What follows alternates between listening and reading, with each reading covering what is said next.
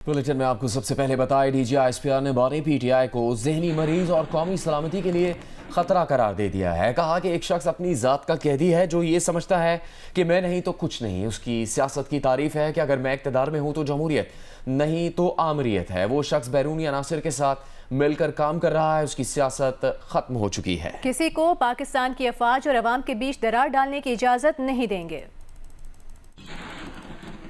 One delusional mindset and a delusional person जो कि captive है अपनी ज़ात का, जिसके नज़दीक उसकी ज़ात और उसकी ख्वाहिशात रियासत पाकिस्तान से बढ़कर हैं। उसकी फ्रस्ट्रेशन इस हद तक बढ़ चुकी है कि वो समझता है कि मैं नहीं तो कुछ भी नहीं। It may seem to you a bit strange coming from me this, because that person and the narrative that he is pushing, it has become a national security threat. अब सियासत खत्म हो चुकी है। अब उसका जो बयानिया है वो पाकिस्तान की नेशनल सिक्योरिटी को थ्रेट बन चुका है। अगर कोई अपनी ज़ात के लिए, अपने डिल्यूजनल माइंडसेट के लिए, अपनी नार्सिस सोच के लिए इस आर्म्ड फोर्सेस को और इसकी लीडरशिप पे अटैक करता है, then we will also come bare knuckle. There should be no doubt on that. DJI SPR का कहना है रियासत पाकिस्तान का मौक़िफ़ है कि फितनल खवारिज और फितनल हिंदुस्तान के दहशतगर्दों से कोई बात नहीं होगी। अफगान तालिबान रजीम से बात करने से इनकार नहीं किया। बातचीत तो हो रही है, गवर्नर आज का फैसला हुकूमत करेगी। फौज का इससे कोई लेना देना नहीं। ज़हनी मरीज की मंतक के मुताबिक तो जब भारत ने हमला किया तो एक अशकोल लेकर चल पड़ते कि आओ बात करें, भीख से सिक्योरिटी नहीं मिलती। 3 दिन पहले दोबारा रिपीट किया उन्होंने बड़े ज़ौक़ शौक़ से, वो ये है कि खारजियों से बातचीत करें, हमले ना करें, ऑपरेशंस ना करें, इंटेलिजेंस बेस्ड ऑपरेशंस ना करें। ये ज़हनी मरीज़ की मंतक के मुताबिक तो 6 और 7 मई को रात को जब हिंदुस्तान ने हमला किया, आपकी मसाजिद पे आपके बच्चों को शहीद किया, आपके मदारिस पे हमला किया, आपकी ख़वातीन को शहीद किया, तो ये ज़हनी मरीज़ होता तो ये तो कशकोल लेके बातचीत के लिए चल पड़ता कि बातचीत करते हैं, मसले को हल करते हैं। ये कौन सी मंतक है, कौन सी लॉजिक है? और ये जो बातचीत है इसका बुखार तो इनको बहुत पहले से था ना। कौन कहता था कि पीटीआई का वो क्या कहते हैं दफ्तर खोलना है, इसका खारिज का पेशावर में दफ्तर खोलना है, ये तो कहते हैं दफ्तर खोलना है। तो लोगों को उभारता है कि ऑपरेशन के खिलाफ खड़े हो, बातचीत करो, हंगामे करो। इसकी सियासत और इसकी ज़ात की हमारे की किसी सूरत भी इस रियासत से बढ़कर नहीं हो सकती, किसी की ज़ात भी। ये क्यों करता है ये? कभी आपने सोचा क्या इसकी ऑब्सेशन है to providing space to the terrorist and the फितनल ख्वारिज?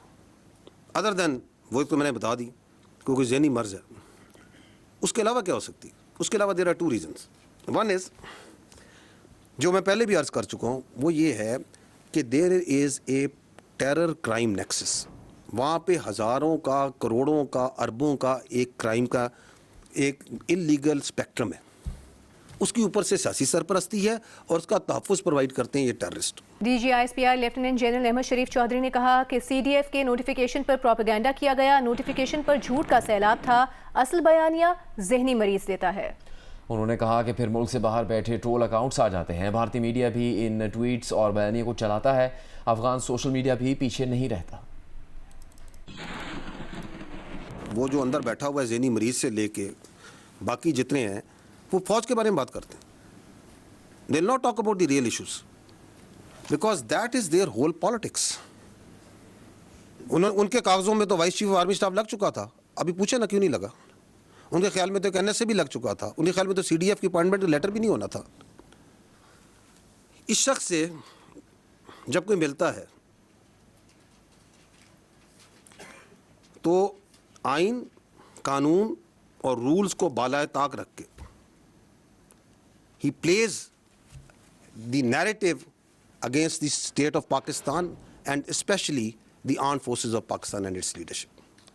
और फिर कहता है कि उस फौज की लीडरशिप को टारगेट करें, उस लीडरशिप को टारगेट करें जिसने आपको मार्का हक में बयान मरसूस में अपने से 8 गुना बड़ी इकॉनमी फौज के आगे खड़े होकर दिखाया, इज्जत दिलवाई, उसको टारगेट करें।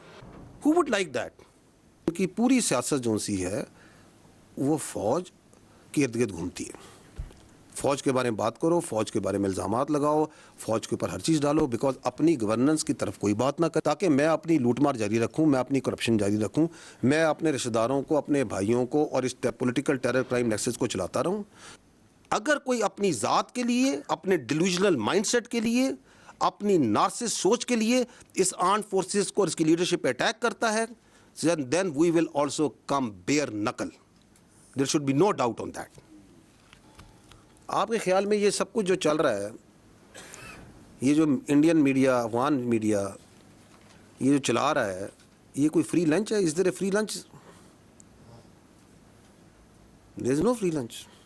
یہ کلوژن ہے کہ ہم ادھر سے بیانیہ بنائیں گے, آپ اس کو اٹھائیں گے, کیونکہ آپ کا اور ہمارا مقصد ایک ہے, ہمارا دشمن ایک ہے, پاکستان کی افواج, اس کی لیڈرشپ. وزیر مملکت برائے داخلہ طلال چودھری نے D G I S P R کی پریس کانفرنس پر رد عمل میں کہا ہے کہ پی ٹی آئی سیاسی جماعت کے زمرے میں نہیں آتی. جو D G I S P R نے کہا اس کے بارے میں حکومت ضرور سوچے گی. ایم کیو ایم نے بھی اپنے بانی سے لا تعلقی کا اظہار کیا تھا. دہشت گردوں نے پی ٹی آئی کو چھوڑ کر باقی تمام جماعتوں پر حملہ کیا. کل عدم ٹی ٹی پی اور پی ٹی آئی کے درمیان کوئی تو رشتہ ہوگا.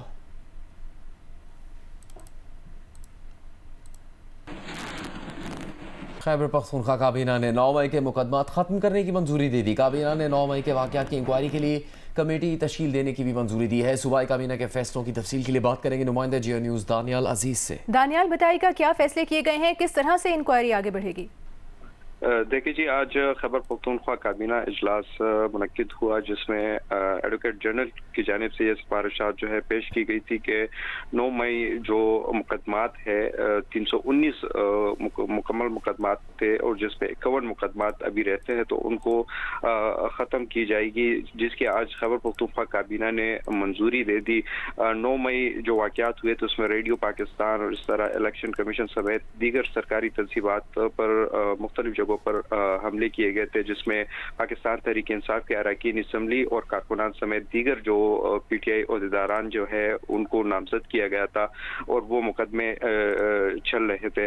سرکاری ذرائع کے مطابق مقدمات جو ہے اس لیے بھی ختم کیے جا رہے ہیں کیونکہ سزا ہونے کے بعد جو اراکین اسمبلی ہے ان کی نااہلی کا خدشہ ہے. جو خیبر پختونخوا کابینہ ہے انہوں نے جو 9 مئی 10 مئی واقعات ہے ان کی انکوائری کے لیے کمیٹی تشکیل دینے کی بھی منظوری دی ہے اور آفتاب عالم وزیر قانون جو ہے انہوں نے اس متعلق بیان دیا ہے کہ جو 9 مئی واقعات ہے اس کے لیے ہم نے پشاور ہائی کورٹ کو متعدد بار خط لکھا کہ جوڈیشل افسران جو ہے ہمیں دی جائے تاکہ ہم جوڈیشل انکوائری کریں, لیکن ہمیں نہیں دی گئی. اس لیے ہم اپنے جو بیوروکریٹس ہیں ان کو تعینات کر کے یہ انکوائری کروائیں گے. جی بہت شکریہ آپ کا دانیال. چیئرمین پاکستان پیپلز پارٹی بلاول بھٹو زرداری کا کہنا ہے کہ سیلز ٹیکس آن سروسز کے علاوہ وفاق کے لیے دیگر ٹیکسز بھی جمع کرنے کو تیار ہیں. سندھ نے سیلز ٹیکس آن سروسز جمع کرنے کے تمام سابقہ ریکارڈ توڑ دیے ہیں. وفاق کی مشکلات دور کرنا چاہتے ہیں. سیلز ٹیکس آن سروسز ایک ٹیکس ہے جو ایک زمانے میں ایف پی آر کلیکٹ کرتا تھا. 18ویں ترمیم کے بعد وہ ٹیکس صوبائی حکومتوں کے پاس چلی گئی اور صوبہ سندھ نے وفاق کے سارے ریکڈز توڑ دیے اور باقی صوبے کے سارے ریکڈز توڑ دیے ہیں. تو میں سمجھتا ہوں کہ مزید ٹیکسز بھی ہے, وہ ٹیکسز بھی ہم وفاق کے لیے جمع کرنے کے لیے تیار ہیں تاکہ ہم ان سے بہتر ٹیکس کلیکشن کر کے ان کے جو مشکلات ہیں وہ دور کر سکیں. صوبہ سندھ تیار ہے کہ ہم sales tax on services collect کرنے کے لیے تیار ہے اور ہم سمجھتے ہیں کہ وفاقی حکومت کو ہمیں ایک ٹارگٹ سیٹ کرنا چاہیے اور انشاءاللہ تعالی ہم وہ ٹارگٹ پورا کریں گے اور وہ پورا کا پورا پیسہ وفاق کو جمع کر دیں گے تاکہ وہ اپنے ضروریات پورا کر سکیں. اگر ہم کسی وجہ سے ان کا دیا ہوا ٹارگٹ یا ایف پی آر کا اپنا ٹارگٹ کو ہم اس کو ہم پورا نہیں کر سکے تو پھر ہم اپنے پیسوں سے کاٹ کے وہ ڈسپیرٹی وفاق کو دینے کے لیے تیار ہوں گے.